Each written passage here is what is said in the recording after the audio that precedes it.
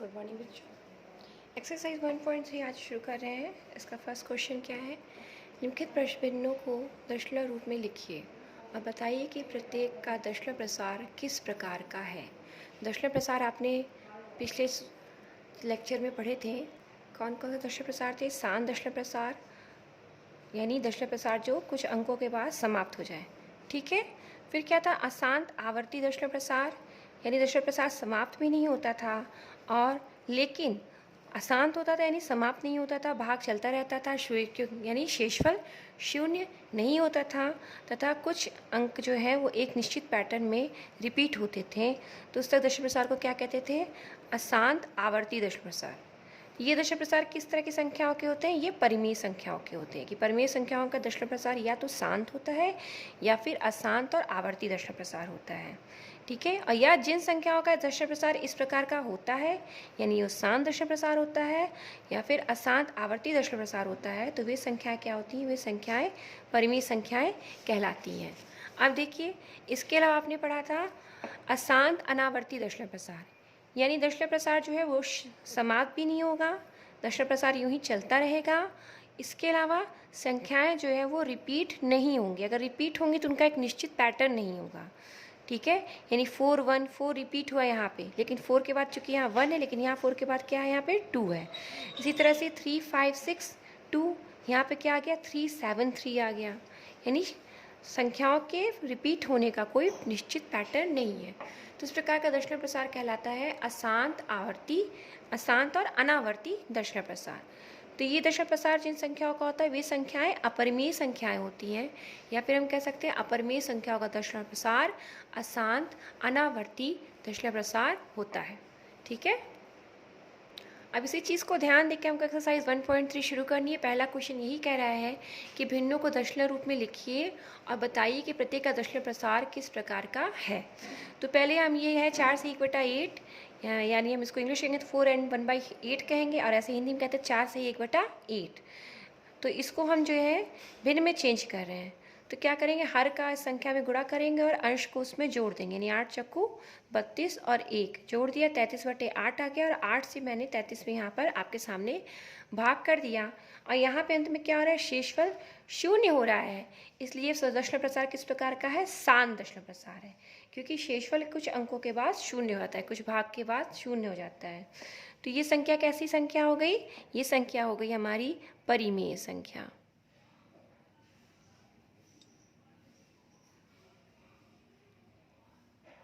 अब आगे है 3/13। 3/13 देखिए, 13 से 3 में भाग कर रहे हैं आपके सामने। यहाँ देखिए, यहाँ भाग जा रहा है तो 2 बार 13 से 3 में भाग नहीं जाएगा, 0 लगा के दशमलव बढ़ा दिया, 2 बार भाग दिया, 13 दूना 26, ठीक। तो यहाँ पे 4 बचा, फिर दशमलव का 0 बढ़ गया, 13 तिहाई 39, 1 आया, ठीक। अब शून्य दशमलव का फिर शून्य बढ़ा, लेकिन 13 से 10 में भाग नहीं जाएगा तो हम शून्य बढ़ा के यहाँ शून्य बढ़ा देंगे, 13 सत्ते 91, फिर घटाएंगे तो 9 बचेगा, दशमलव का 0 बढ़ेगा, 13 छक 78, 12 या दशमलव का 0 बढ़ा, 13 नवा 117, ठीक। अब यहाँ पे फिर 3 आ गया। अब देखिए यहाँ पे 3 और यहाँ पे 3, फिर से वही रिपीट हो रहा है भाग, ठीक है। तो हम यहाँ पे जो यहाँ 9 के बाद फिर से हम वही संख्या लिख लेंगे जहाँ से हमने भाग दिया, फिर 3 यहाँ से फिर से वही चीज़ आ जाएगी जो यहाँ थी, ठीक है। यही सेम भाग का क्रम आएगा। तो हमने इसको लिख दिया 230769, 230769, ठीक है। तो यानी 230769 जो है वो रिपीट होता रहेगा, इसलिए हमने क्या किया है? 230769 पर एक बार लगा दिया है। अब ये दशमलव प्रसार किस प्रकार का है? अशांत है, ये समाप्त नहीं हो रहा, भाग चलता जा रहा है, शेषफल कभी शून्य नहीं होगा। और आवर्ती है क्योंकि संख्याएं एक निश्चित पैटर्न में रिपीट हो रही हैं, 230769, इसलिए दशमलव प्रसार किस प्रकार का हो गया? अशांत तथा आवर्ती दशमलव प्रसार। ये संख्या किस प्रकार की है? परिमेय संख्या। तो इस प्रकार से आपको मैंने फर्स्ट क्वेश्चन का थर्ड और फोर्थ पार्ट बताया है, और बाकी पार्ट आपको स्वयं से करने हैं और होमवर्क ग्रुप में उसको करके डालना है। अब क्वेश्चन नंबर 2 देखिए। आप जानते हैं कि 1/7 बराबर 0.142857 बार, 1/7 का ये मान होता है। यानी ये मान में क्या मतलब, ये जो 6 संख्या हैं ये एक के बाद एक रिपीट हो रहे हैं। वास्तव में लंबा भाग किए बिना क्या आप ये बता सकते हैं कि 2/7, 3/7, 4/7, 5/7, 6/7 के दशमलव प्रसार क्या है? यदि हाँ तो कैसे? हमें भाग नहीं करना और भिन्नों के मान निकाल देने हैं। और एक क्लू हमको दे दिया है कि 1/7 का ये मान होता है। ठीक है, तो 2/7 का मान निकालना है तो क्या करेंगे, 2 गुणे 1/7 हम लिख सकते हैं। 2/7 को क्या लिख सकते हैं, 2 गुणे 1/7। अब 1/7 का ये मान मैंने रख दिया और 2 का इस मान में गुणा कर दिया है। ठीक है, देखिए 2 से 14, 1 हाथ से लाया, 2 5 10 1 11, फिर 1 2 8 16 1 17, फिर 1 2 3 4 1 5 2 चौको 8 और 2 1 2। और जो ये मान है इसके ऊपर हम बार चढ़ा देंगे। तो ये वैल्यू हो गई 2/7 की।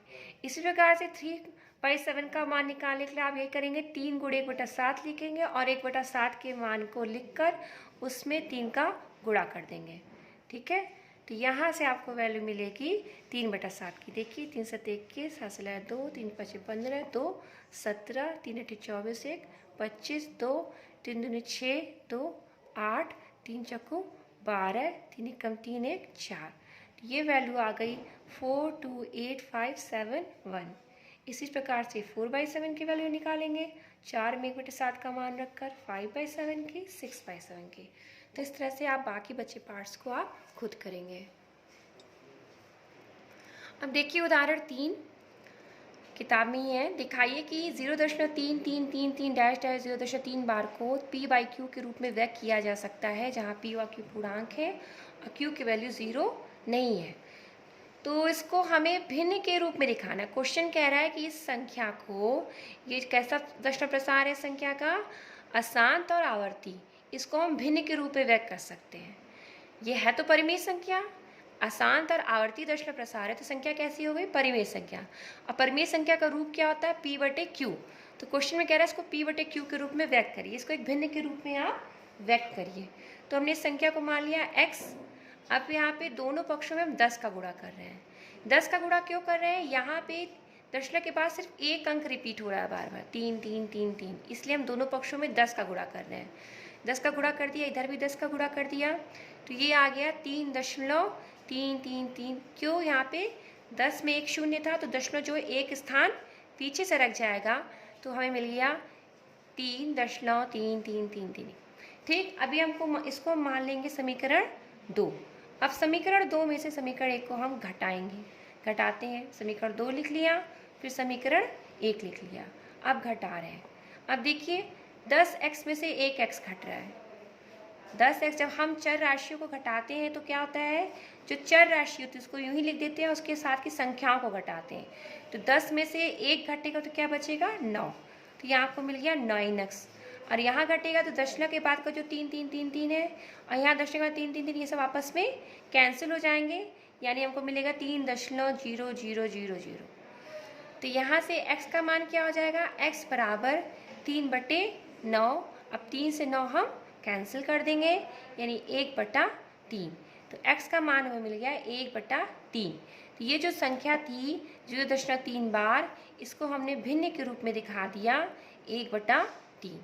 ठीक, तो इस क्वेश्चन में हम क्या करेंगे, दिए हुए संख्या को x मान लेंगे और दोनों पक्षों में, अब देखिए यहाँ पे एक ही अंक रिपीट हो रहा है, इसलिए हम x का 10 का गुणा कर रहे हैं। मानिए यहाँ 2 अंक रिपीट होते, 3 4 3 4 इस तरह से होते, या 0 2 0 2 इस तरह का होता, मानो इस तक संख्या थी 0.02 0 2 2, मतलब क्या होता है, 2 अंक रिपीट हो रहा है, तो हम x में किसका गुणा करते हैं, 100 का करते हैं। ठीक है, तो यहाँ पे हमने 10 का गुणा किया है, तो क्या हुआ है, जब गुणा करेंगे तो दशमलव, चूंकि एक शून्य है 10 में, तो दशमलव एक स्थान पीछे से रख जाएगा और हमें मिल गया 3.3333। ठीक, और फिर समीकरण 2 में से समीकरण 1 घटा देंगे और वहाँ से हम x का मान निकाल लेंगे।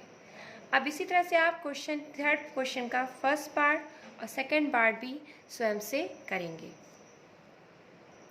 अब देखिए ये उदाहरण है किस किताब का, दिखाइए कि 0.2353535 बराबर 0.235 बार, क्यों, यहाँ देखिए 35 35 35, ये इस क्रम में रिपीट हो रहा है।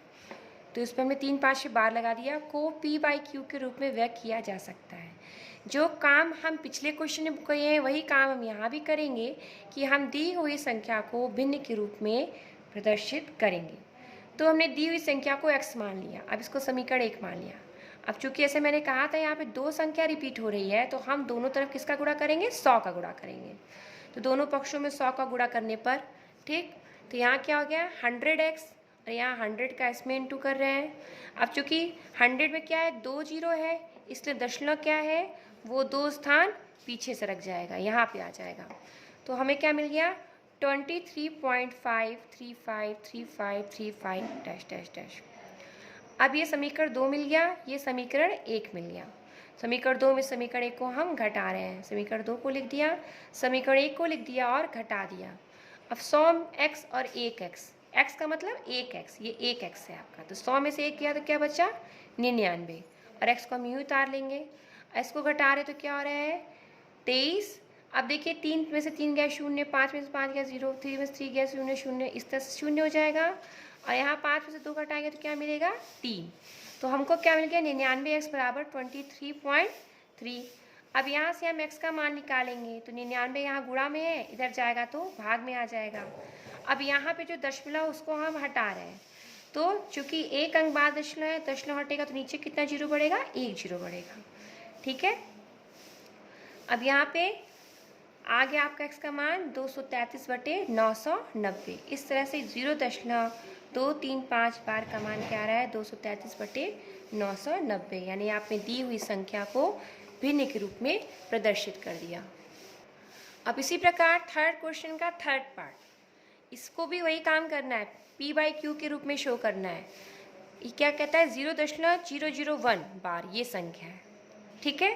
तो हमने इसको x मान लिया। अब इसको हम इसको विस्तार करके लिखते हैं कुछ अंकों तक। 001 रिपीट हो रहा था, 001 के बाद फिर क्या लिख देंगे 001 001 डैश डैश डैश, ठीक। अब दोनों पक्षों में 1000 का गुणा करेंगे। क्यों 1000 का गुणा कर रहे हैं, क्योंकि यहाँ पे 3 अंक रिपीट हो रहे हैं, ठीक है। जब एक अंक रिपीट होता है केवल तो हम 10 का गुणा करते हैं, 2 अंक रिपीट होता है तो 100 का, और 3 अंक रिपीट हो रहे हैं एक के बाद एक, तो हम किसका गुणा करेंगे 1000 का गुणा करेंगे। तो 1000 का हमने दोनों पक्षों में समीकरण 1 के गुणा कर दिया। यहाँ जब गुणा करेंगे तब देखिए क्या हुआ है, 1000 में 3 जीरो होता है, तो दशमलव क्या हुआ है यहाँ से 3 स्थान पीछे सरक गया है, तो हमको क्या मिल गया 1.001001 डैश डैश डैश, ठीक। अब हम समीकरण 2 में से समीकरण 1 को घटाएंगे, समीकरण 2 लिख दिया, समीकरण 1 लिख दिया, घटा दिया। फिर वही बात 1000x में से 1x घटाओगे तो क्या मिलेगा 999x, ठीक है। और यहाँ पे घट के क्या मिला है, ये सब जो है देखिए शून्य हो जाएगा, घटाएंगे तो केवल यहाँ पे 1 बचेगा। तो यहाँ पे बच गया, यहाँ पे आपका x बराबर क्या हो गया 1/999। तो आपने संख्या को भिन्न के रूप में दिखा दिया, 0.001 बार बराबर 1/199। इस प्रकार से आपकी एक्सरसाइज 1.3 का क्वेश्चन नंबर 3 तक का काम पूरा हो जाना चाहिए, क्योंकि मैंने क्वेश्चन नंबर 3 तक आपको एक्सप्लेन कर दिया। इसको फेयर कॉपी में काम करिए और होमवर्क ग्रुप में अपने काम को भेजिए।